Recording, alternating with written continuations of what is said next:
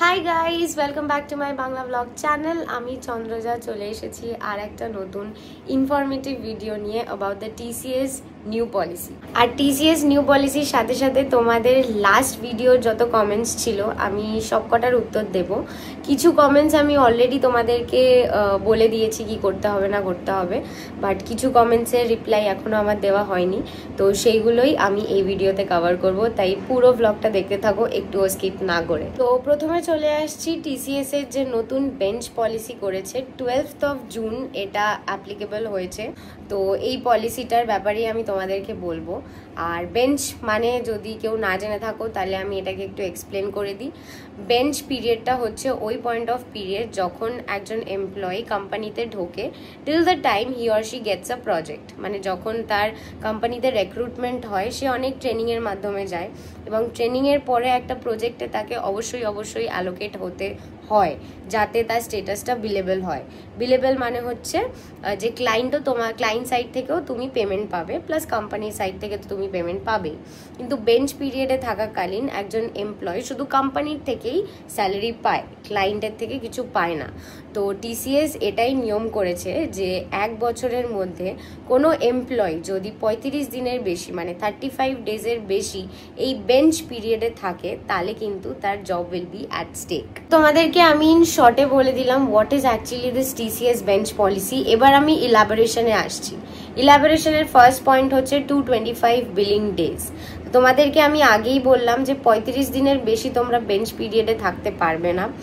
আর 225 days মানে বুঝতেই পারছো বছরে 365 ডেজের মধ্যে 225 ডেজ তোমাদেরকে প্রজেক্টের মধ্যেই থাকতে হবে, মানে তোমাদেরকে বিলেবল থাকতেই হবে। তাহলে তোমরা অবশ্যই হাইক পাবে আর কোনো ডিসিপ্লিনারি অ্যাকশন তোমাদের এগেনস্টে নেওয়া হবে না। যদি তোমরা 35 ডেজের বেশি বেঞ্চ পিরিয়ডে থাকো তাহলে কিন্তু তোমাদের হাইকও হবে না, প্লাস তোমাদের এগেনস্টে ডিসিপ্লিনারি অ্যাকশনস নেওয়া হবে। আমি এই ভিডিওতে ডিসিপ্লিনারি অ্যাকশনসে যাচ্ছি না, ওটা একটা ইলাবোরেটিভ টপিক। তো ডিসিপ্লিনারি অ্যাকশন ওটাই বলে যেগুলো তোমরা টিসিএস এর এগেনস্টে গিয়ে যদি কিছু হয় বা টিসিএস এর পলিসির মধ্যে যেগুলো পড়ে না সেগুলোই হচ্ছে ডিসিপ্লিনারি অ্যাকশনের মধ্যে পড়ছে। সেকেন্ড পয়েন্টে যাচ্ছি, দ্যাট ইজ সেলফ ডেভেলপমেন্ট বা ম্যান্ডেটারি কিছু ট্রেনিংস। যেগুলো টিসিএস এর ম্যান্ডেটারি ট্রেনিংস হয় ওগুলো তোমাদেরকে একদম সঠিক ডেটের মধ্যে কমপ্লিট করতে হবে। আর কিছু প্ল্যাটফর্মস আছে যেমন লিঙ্কডইন লার্নিং, ফ্রেস্কো, iEvolve, এগুলো টিসিএস তোমাদেরকে প্রোভাইড করে। এগুলোর দ্বারা তোমাদেরকে নিজেদেরকে আপস্কিল করতে হবে। দিনে অ্যাটলিস্ট 4 থেকে 5 ঘন্টা তোমাদেরকে ট্রেনিং করতে হবে। যারা ইভেন প্রজেক্টে আছো তাদেরকেও আপস্কিল করতে হবে। থার্ড পয়েন্টে যাচ্ছি, which is work from office. আমি যবে থেকে টিসিএস জয়েন করেছি তবে থেকে almost it was work from office. তো আমার জন্য it is not an issue. প্রথমে আমাকে যেতে হতো 3 দিন, এখন আমাকে যেতে হয় 5 দিন অফিসে। তো yes, it is not an issue for me.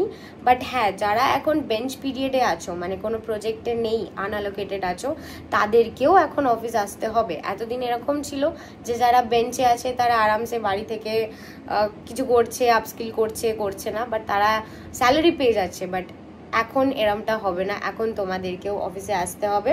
আর যারা এতদিন ওয়ার্ক ফ্রম হোম করছিলে without any cause or without any RMG approval, তাদেরকে এখন আরএমজি থেকে স্পেশাল পারমিশন বা এক্সেপশন নিয়ে ওয়ার্ক ফ্রম হোম তোমরা করতে পারবে। But it is compulsory for all the employees to visit office. And the last point is TCS is no more encouraging short-term allocations for projects. যারা এরকম ভাবতে যে একটা প্রজেক্টে জাস্ট ঢুকবো, কিছুদিন দেখবো, যদি না ভালো লাগে প্রজেক্ট থেকে অ্যালোকেশন ছাড়িয়ে আমি অন্য প্রজেক্টে চলে যাব, এরকমটা আর হচ্ছে না। তোমরা যদি একটা প্রজেক্টে অ্যালোকেট হও তাহলে ওখানে কিছুদিন তোমাদেরকে সার্ভ করতেই হবে।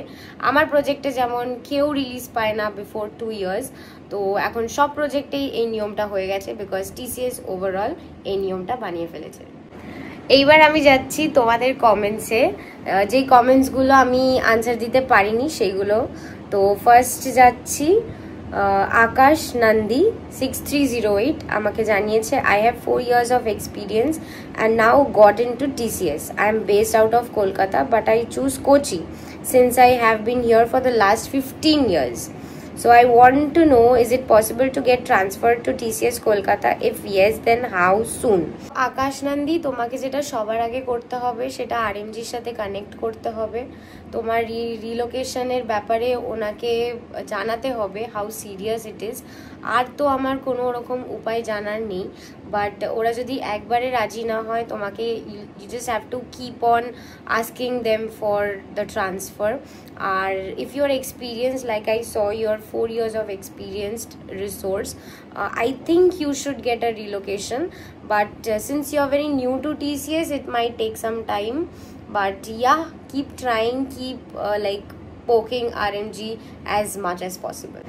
Next comment করেছে ত্রিশিতা Maiti -Z3U, Didi, please answer that, will be BTech in CSE good in SNU?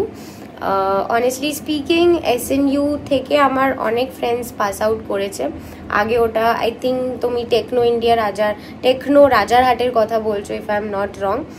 দেখো, কলেজ তো কোনো কলেজকেই আমি খারাপ বলতে পারি না, তো obviously college you can go for SNU, but যা করতে হবে ভাই নিজেকেই করতে হবে, বিকজ বিটেক করো, BCA করো, কলেজে তোমাকে কেউ স্পুন ফিড করবে না।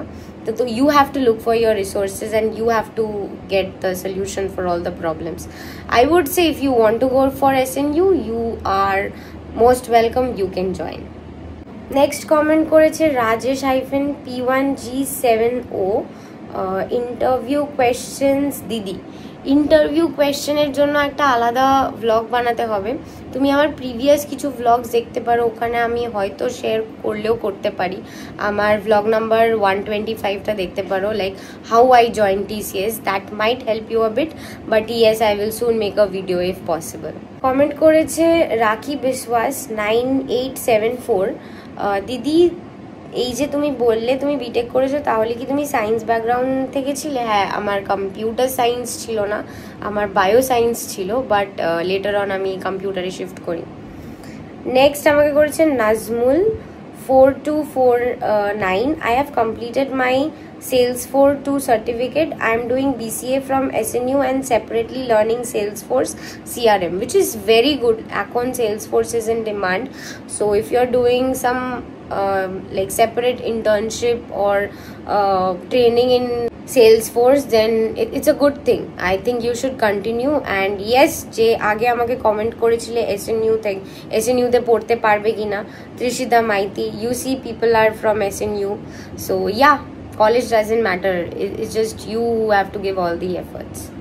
শুভেন্দু ঘোষ করেছে TCS কোয়েশ্চেন নিয়ে কিছু বলো। TCS কোয়েশ্চেন নিয়ে আমি খুব শিগগিরই একটা ভিডিও বানাবো, তুমি আমার ব্লগ 125টা একবার দেখতে পারো। Next, is any facility manager post in TCS? কোয়েশ্চেনটা জিজ্ঞেস করেছে রেলওয়েওয়ালা। আচ্ছা, ফ্যাসিলিটি স্পেশালিস্ট TCS এ অফকোর্স হায়ার করাই হয়, বাট তুমি একটা কাজ করতে পারো, লিঙ্কডইন বা TCS IN বা TCS এর যে অন্যান্য ওয়েবসাইটগুলো আছে ওগুলোতে একবার চেক করতে পারো কোনো ভ্যাকেন্সি আছে কিনা।